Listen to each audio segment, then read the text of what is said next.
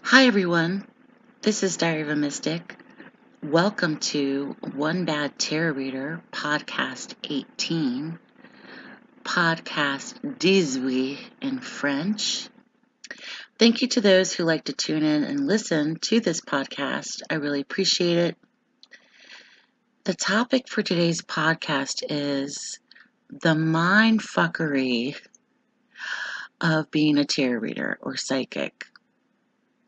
And when I say mindfuckery, I'll probably get demonetized, but who cares?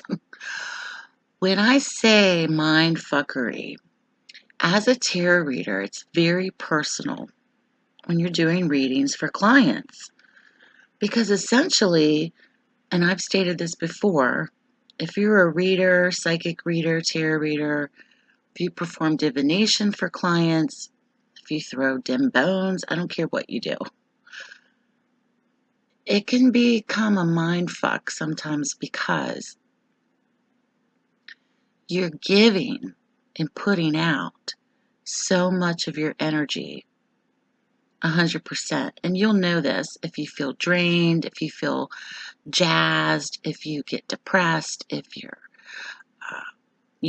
sleep's interrupted, if you feel good after a reading, if you don't feel so great after a reading, if you're putting so much time and effort into readings, if you're doing live readings, if you're doing however you deliver your readings, written, email, video, phone, Skype, Zoom, in person, I don't care what it is.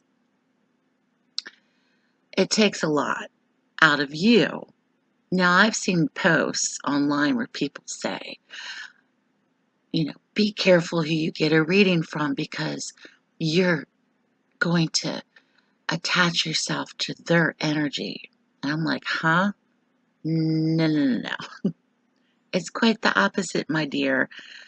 The reader is attaching themselves to your energy, okay? Dependent upon how far the reading goes. Now,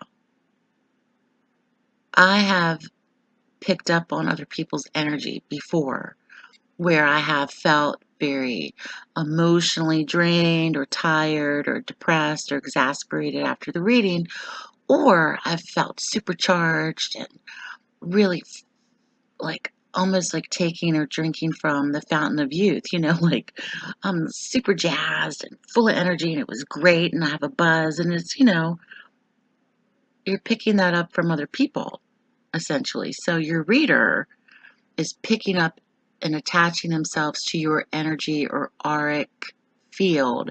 It's not the other way around. I can attest to that because I know. And so because of that, you put in your heart and soul. You really do. It takes a lot of time to prepare. It takes a lot of time to perform the reading. It takes a lot of time, energy, and effort. And so the mindfuckery comes in when you do not get any feedback from the client after you've delivered a reading or performed a reading. And many times people seek out psychics or tarot readers because it's a one-stop shop. They're wanting to get the answers that they're seeking, and they're basically reader shopping. That's a thing. It's been going on for forever, and I used to be one of those back in the day when I watched Miss Cleo. You call a psychic hotline, and you'd speak to 6 or 7 different psychics in one night because you want to know about the damn love life or if so-and-so is going to show back up. So anyway, I get it. I totally get it. And pretty much a professional reader who's been doing this for quite some time will recognize that right off the bat, especially if you get a new client and that you read for them and then you never hear from them again because they're reader shopping or they didn't, perhaps appreciate what you delivered or they don't think the reading's spot on. There could be various reasons. So that's kind of a mind fuck to readers because you're not expecting anything, but you're expecting something, if that makes sense. Like, I'm putting out this service, I'm putting out this product, I'm trying to deliver the best of me, the best of my capabilities.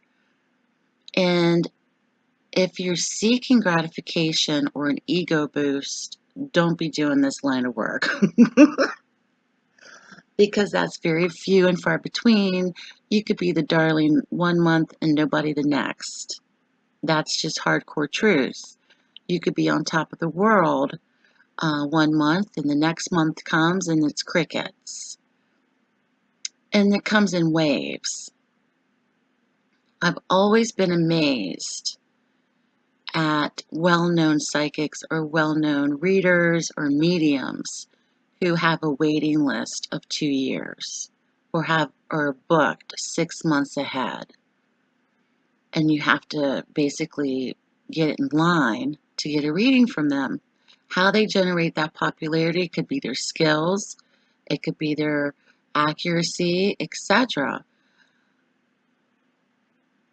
But aside from that,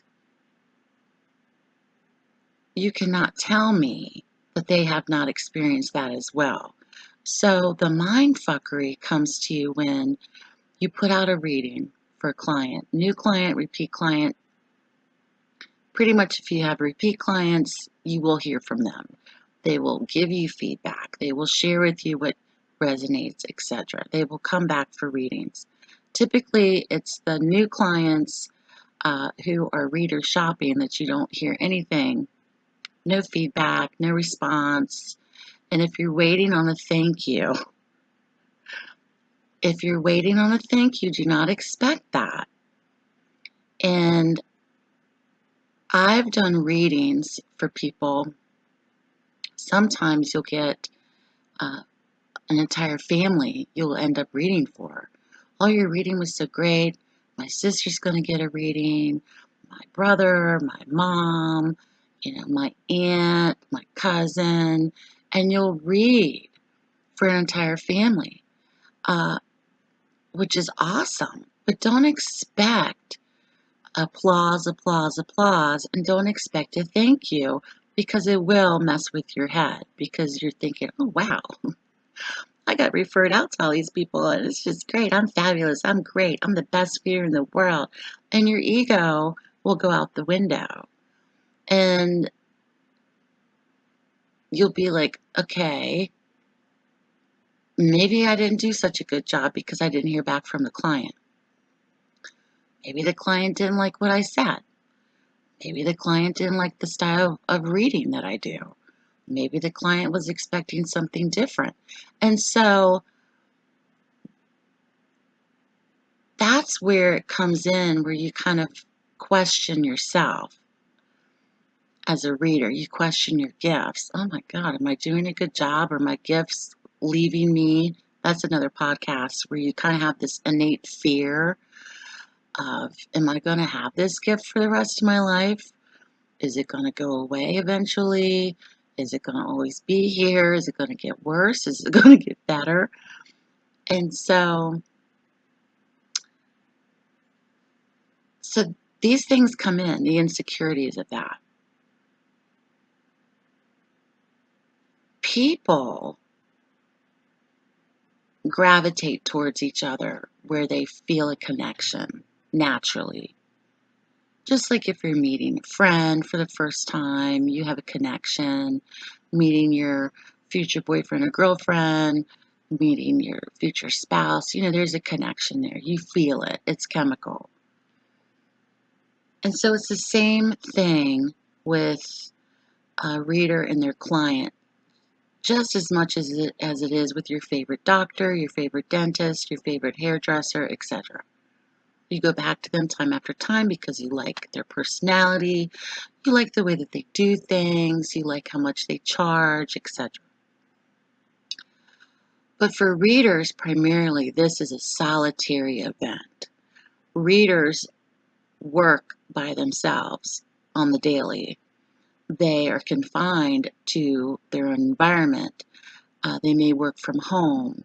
They may work odd hours. They may work 7 days a week. They may work a few days a week. They may be available at this time. They may be available at that time. And they set these times aside to serve their client's best interest or need. And so when you put out your blood, sweat, and tears into a reading and try to deliver the best product available, and you don't hear anything back, it can be a little startling. You might be like, oh my God, they hated the reading. I'm a suck. What happened? And you can always follow up with somebody like, I didn't hear anything after I delivered the reading to you, just following up, making sure that you were satisfied with the product, service, or the reading. Please let me know if I can serve you in any other way. Which I often do if I don't hear back from someone, because I want to make sure if they have any questions, if they were satisfied, if they weren't satisfied, etc. But many times you'll get new people that will come to you that you'll never read for again. And typically I won't respond and try to reach out to them because I already know. And that can mess with your head a little bit. That can mess with your head because you want to feel confident in your abilities. And so the people, and I've always said this, you can never know if you're good at anything unless you recognize it yourself or it's validated by the people, by the public. Okay. And the validations come to you from the clients, from the people that watch your videos, from the people that you've served, that you've shared your gift with. And over time, you will come to recognize, wow, I'm really, really good at this. This could be with anything, whether you're an author, if you write books, etc. So there can be moments where you have these doubts about yourself because you're kind of dependent on the client to reciprocate back to you that they like their reading, they didn't like their reading, they have some questions, they need clarification. Some things resonated, some things didn't. On down the line, if you're primarily a predictive style reader like I am in terms of predicting potential future events, it may come later. Oh my God, this actually happened like you said that it would. And so it'll come later. Okay. And so we do have moments of insecurity. Absolutely. And typically you'll see that frustration played out online on social media. Many times readers will just become fed up. Even spiritual workers, even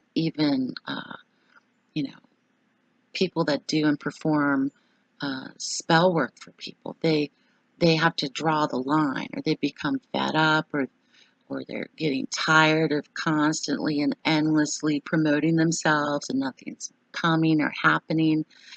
And because it's almost like a machine, it's almost like a machine, because even if I've noticed, if I take a break from social media or take a break from YouTube, my analytics will show that my videos are not being watched as much. I'm losing subscribers, so it's consistency is key.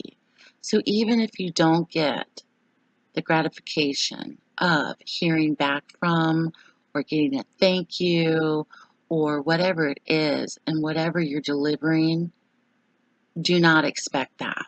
Do not expect it. Do not expect it. It's very few and far between, but you'll know when someone is thankful and appreciative of what you've delivered to them. Whether it's a product, whether it's a reading, whatever it is, whether it's a service you provided, you will know. You will know. And people have busy lives. People have a lot of things going on. Do not expect a thank you because it will mess with your head each and every time. You cannot expect that. You just can't expect it. And I've learned to trust and know in the process that the right ones who are attracted to my light, just as they are attracted to your light, will find you. They will find you. They will come into your life when they're supposed to. They may stick around for a while, for many, many years. I've had the same clients going way back 7 years ago when I started to read professionally. I've had some clients that I haven't read for in a few years that come back to see me. It just depends. Consistency is key. Consistency is key. I have had moments as a reader where I've actually thought to myself, I'm going to stop reading. I've actually thought about, years from now, am I going to still be doing this? Whether it's part-time or full-time.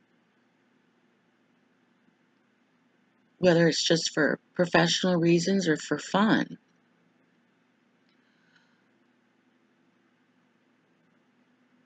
And I do. I have moments where I'm like, well, I think I'm going to stop reading.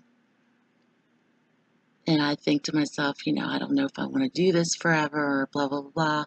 But I enjoy it so much.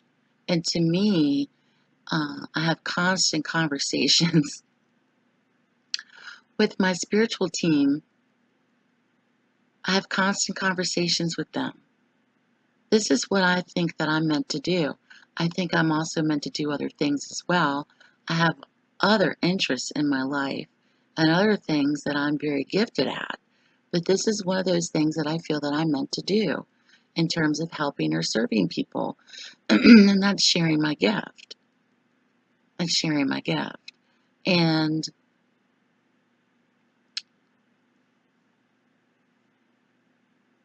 I haven't been doing it that long.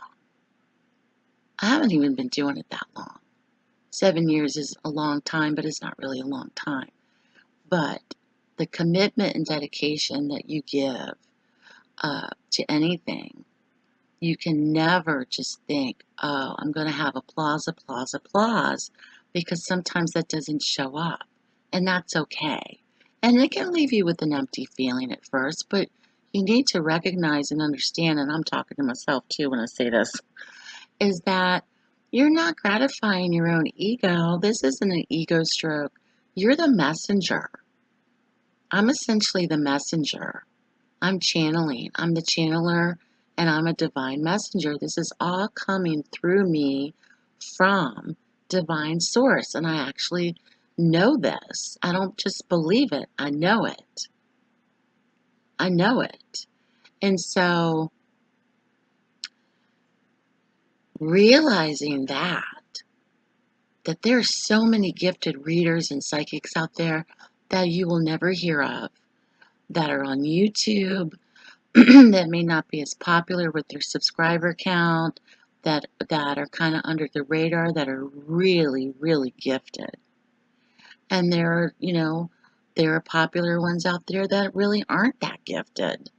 They're just popular by demand. They're popular for their personality or the way that they do things or their content or whatever it is. And I'm just not talking about YouTube readers. Not everybody's meant to be, a Long Island medium. Not everybody's meant to be Sylvia Brown. But there's some really gifted people out in the world that are sharing their gifts. And I'm sure they've had moments where they kind of are like, questioning their abilities or questioning themselves. And it's always nice to get gratification. It's always nice to get feedback or to hear positive. And I get a lot of positive messages from clients, a lot. And I keep them to myself. I don't necessarily share what they've said to me. A couple of years ago, when I would be sent a message from a client who was like, oh my God, this happened, thank you so much, blah, blah, blah. I'm like, can I copy and paste and share your review? And of course, they always said, well, of course, but I don't do that anymore because they're private. It's like a thank you note written just for me. I don't necessarily have to show that to everybody. And you know what? I don't need to prove myself either. Okay, so these thank you notes from clients, these emails or reaching out to me, I keep them to myself because it's special. It's just between me and them, and it's very special. And so the mind fuck of being a reader sometimes and the mind fuckery, and it happens. It could be with anything that you're doing, anything that you're promoting or putting out. I mean, it could happen to anybody, but it really can happen a lot to people who work by themselves, who are solitary, and being a reader is one of those things. So it's really important to get out and do things, exercise, meet up, have things that you're doing or attending to, or events or something, and not become too hermit mode because that can happen, especially doing this type of work. Of course, you're never alone. You've always got something with you, but so I want to talk about that today because it's not really discussed, it's not really talked about. Um, this whole thing that I saw, this was on Instagram months ago of somebody who was a spiritual worker, and the spiritual community on Instagram was like, and I don't even remember what account it was, but they're like, be careful what readers you seek out because you're attaching yourself to their energy and you don't know what they have themselves surrounded with. And I'm like, huh? It's quite the opposite. The reader needs to be careful who they're reading for. And sometimes people come to me with general questions. Like for instance, I just had this month had a new client and they wanted to know about their job prospects. Okay, I can read about that, no problem. Uh-oh, something else is showing up in your reading, and there was other things going on in the person's life. I told them about it, and because Spirit showed it to me. It's like, well, okay, you can ask about work, prospects, or job, but this is something that maybe if you took a good look at, could help you on down the road with your job prospects. And many times people don't want to look at that stuff. When people talk about shadow work, it's the things about ourselves that we really don't want to confront or look at. That could be holding us back, holding us hostage, interfering in our lives, you know. And sometimes, when you go into a reading, seeking out a reading from a reader, other things will pop up because Spirit's redirecting the reader to look at something that Spirit wants you to look at. And sometimes people don't want to look at that shit. They're like, I didn't ask about that. I'm like, well, no, you didn't, but this is coming up for you. You might want to look at this first. So I think there's a misconception with that sometimes. People just go into expecting a psychic or tarot reader or medium to actually tap into their specific question. And it can happen. It'll happen. It'll come up, but other things will come up that perhaps they haven't thought about in years, they're not looking at, that could be connected to where they are now and why they can't find a job or why they can't get full-time work or whatever it is, And sometimes people don't want to work on themselves. They just don't. They don't want to look at that.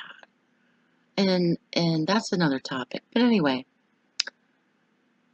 I want to talk about the mindfuckery of being a reader, and it can happen. Do not tell me that even the best well-known readers out there don't experience that. And I know that they do, and it's okay that they do. Don't expect a thank you every time. Don't expect gratification and being put on a pedestal, because you're not. You're not. You could be Britney Spears one year and then, you know, you could be Dolly Parton the next. I mean, you just don't know. And I love both of them, but I don't even think that was a good example. You know what I'm saying. You know, you could be, like Stevie Nicks once said, you could be the darling one year and nobody the next. Nobody the next. And if there's one person that's had ups and downs in their career, she sure did. She sure did, especially in the mid 80s to early 90s. And it can happen. So appreciate where you are now. Appreciate the clients that come back to you, because that's where it's at. It's really the repeat clients. I have a list right now. I have a list right now. Over the last year, let me go find it, of about, oh my gosh, I have a list of 2, 4, 6, 8, 10, about 10, 12, about a dozen clients that I've worked with a lot this year. And I've also had, of course, other clients. But these clients, about a dozen, have worked very close with me for the entire year and in years past, that I know are the true and tried clients. They're the ride and dies. And I have them on my client Christmas list, because that connection, you will know. And it's a partnership that you have. And there's no mind fuckery with these clients. They don't do that. You'll know the ones that fuck with your mind are the ones that come and go, and they don't repeat. They're in for it. They want to hear what you have to say. Nope, don't like it. Moving on to the next reader. He's going to tell me what I want to hear. All right, have fun. Have fun with that. That's fine. It doesn't bother me. I'm okay with it. I'd rather serve people that appreciate and honor and respect what I do. And this the same goes with whatever you're doing. Whatever you're doing. So, this is One Bad Tarot Reader Podcast 18. Oh my gosh, she just graduated high school. Wow. Thank you to those who like to listen and tune into these podcasts. I really appreciate it. Stay safe and healthy out there, everyone. And I'll be back soon. And give me your thoughts and comments below. And take care of yourselves up there. Be good to yourself. All right, take care, and I'll speak to you soon.